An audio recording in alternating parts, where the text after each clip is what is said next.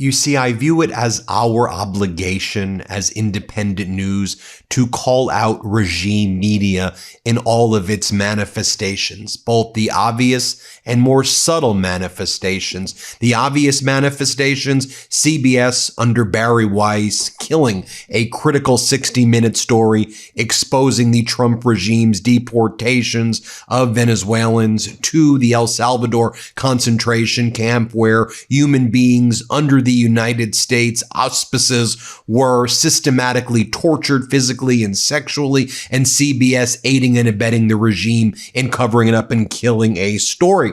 In more subtle means, the way coverage is presented at a national and local level by corporate means, by corporate media, SANE-washing the Trump regime's ICE and Border Patrol Gestapo tactics, where they go through towns and cities and peaceful areas and start bashing in windows, ripping people apart from their families, throwing people into cages under the pretext that they're out there looking for predators. They often never find the quote-unquote predator, but they find people around them and destroy and ruin their lives, and we never hear from some of these people again. Now, MeidasTouch can't be everywhere all at once, so it's incumbent upon us to work with groups that I think are doing a great job in the independent media space, and we do our best to uplift these groups. And you know, lately, we've been partnering with an incredible independent media outlet called Status Coup, and they've done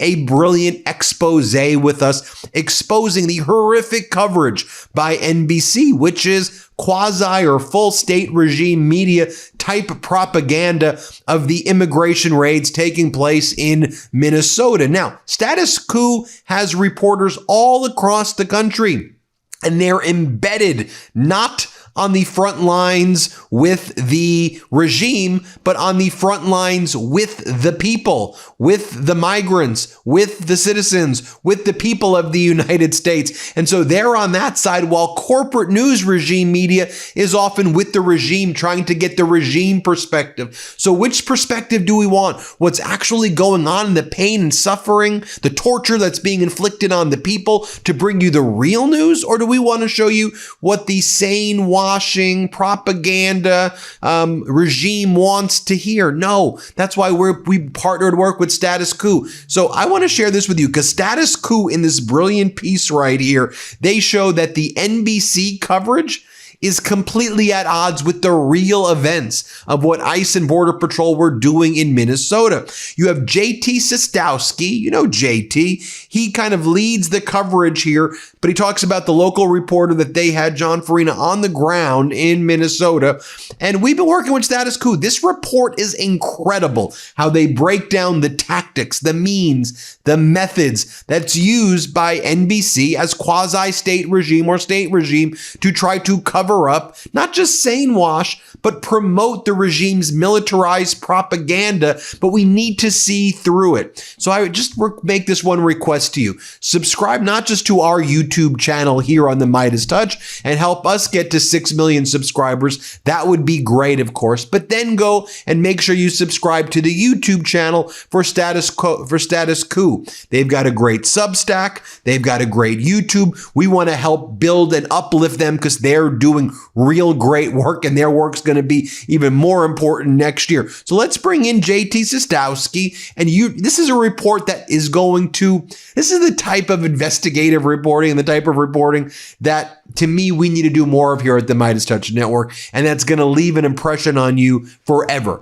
So let's bring in JT Sostowski. I'm JT Sostowski for Status Coup. It's rare when we can draw direct parallels between the coverage that we are offering and the coverage that is being offered by a national outlet like NBC News, because often when we are on the ground, we are the only ones there covering that story. But we've been on the ground in Minneapolis for about a week now, covering the Trump administration's occupation of that city and the immigration crackdown that is currently happening there.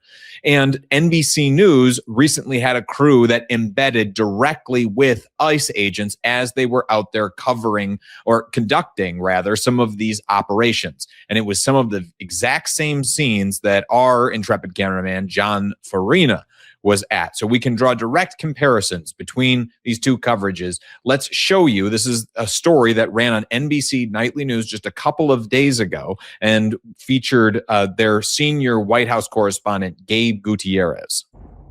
Tonight, ICE agents in frigid Minneapolis as they surround this home looking for a suspect charged with criminal sexual conduct. They're claiming there, okay, that this is somebody who was being charged with criminal sexual conduct. Remember that because it'll become relevant in just a moment. But I also want to point out the use of the word tonight.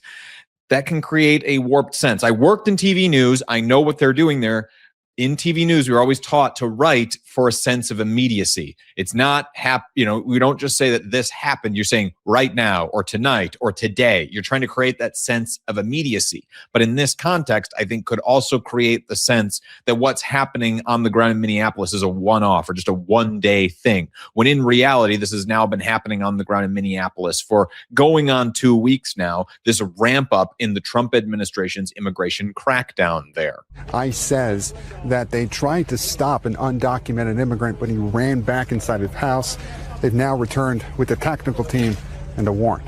This is the first instance that we have of Gutierrez using the phrase ICE says or the Department of Homeland Security says, et cetera, attributing information directly to the federal government, implying that journalists for NBC News have not directly verified this information for themselves. I know, again, because I worked in broadcast news, that's what you're taught to do. If you don't know it to be true, if you weren't there to get it firsthand or haven't confirmed it with multiple sources, then attribute the information. That's what he's doing here. So effectively, just advancing the administration's narrative.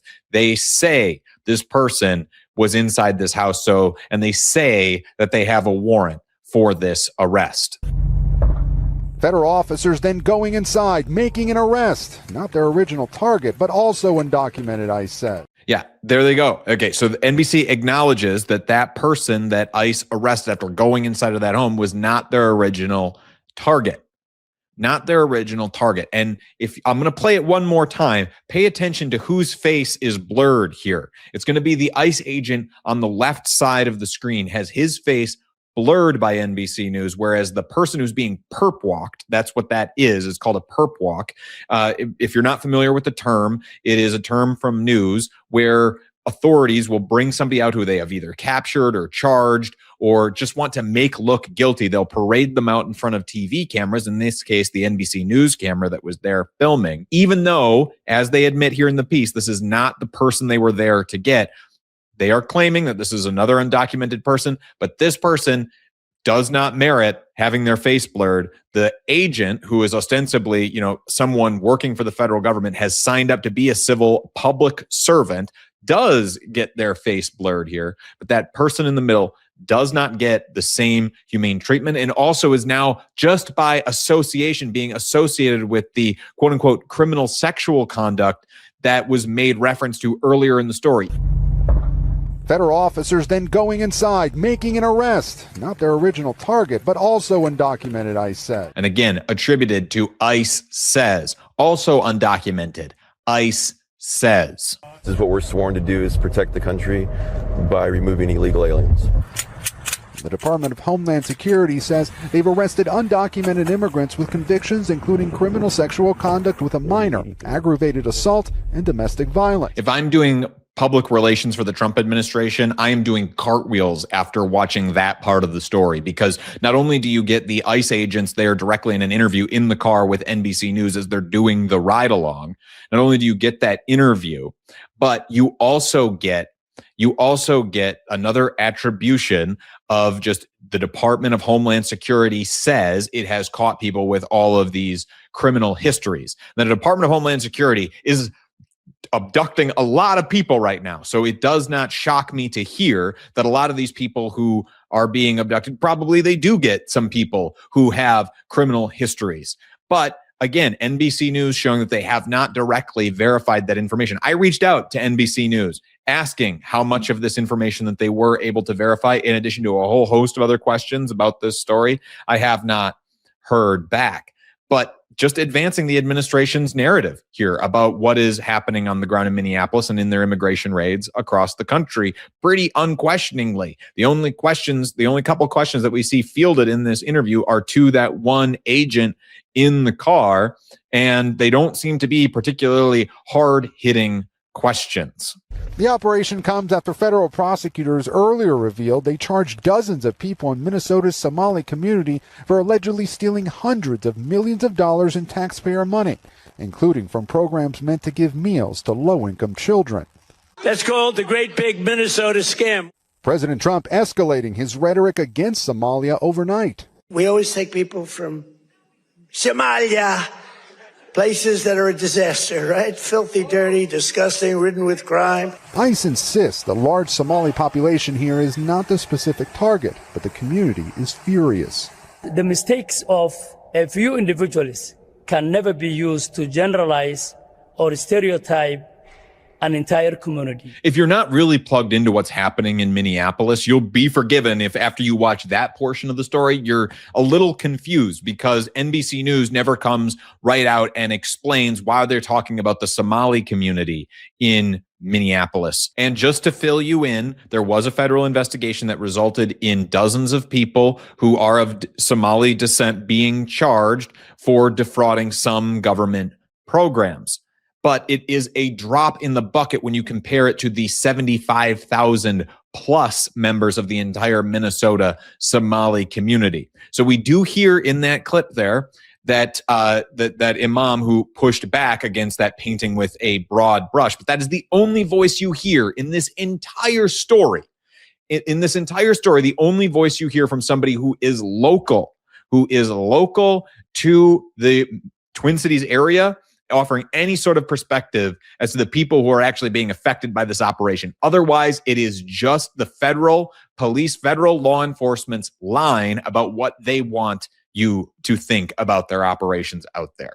I've been in the Twin Cities reporting, asking people questions about what is happening on the ground. If you're not, get subscribed so you can see some of those stories as we publish those interviews, or go and look at the coverage that we have already published on our YouTube channel. But President Trump seized on that investigation and used it to make some racist comments about the Somali community. You heard some there just played in the NBC News piece. Again, just advancing, here's what the administration is saying, without really offering the pushback of anybody pointing out, hey, this is just racism. This is just otherizing a community for this administration to be able to distract from the current state of the economy or from the Epstein emails or any of the other myriad of scandals that the Trump administration is dealing with right now. They want to look tough. They want to look like they're cracking down on someone, and they want to make you feel like you're part of the in-group. And you're not part of that evil out-group that they're trying to paint the Somali community to be. While in Minnesota, we saw firsthand protesters trying to block federal officers. This is probably the clip that is the most egregious sin in the entire video. What we hear there from Gutierrez is him saying, we saw firsthand protesters try to block the ICE agents, and that's it. In that video, what you're seeing is federal agents pepper spraying those protesters. There's no reference made to the fact that that is what is happening. Also in broadcast news, you're taught to write to the video that you have. So referencing that protesters are out blocking these protesters are out blocking federal agents. But again, we never hear from the protesters as to why that is happening. NBC News is right there.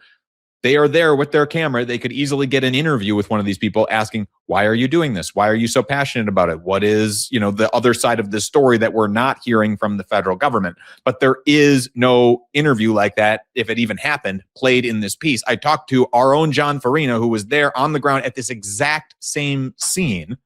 And not only does he say that he never saw NBC News interview anybody, but he also pointed out that in his own video that he got, you can see that the agents also pepper sprayed people who were off on the side of the street. People who weren't blocking traffic were also getting pepper sprayed. So what NBC News is advancing here is a direct warping of the truth. This is our own coverage of what happened in this incident.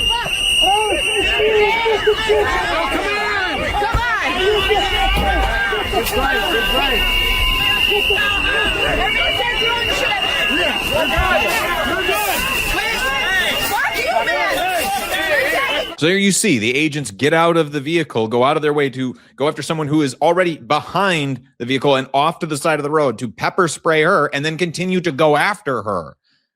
And that same person in that orange coat that you just saw was also in the NBC News video. So why isn't NBC playing that clip if they have it? Maybe they didn't get it. Maybe they didn't get it. That is understandable. I don't know, because even though I asked questions about what they were able to get and who they talked to, I have not heard back from NBC News.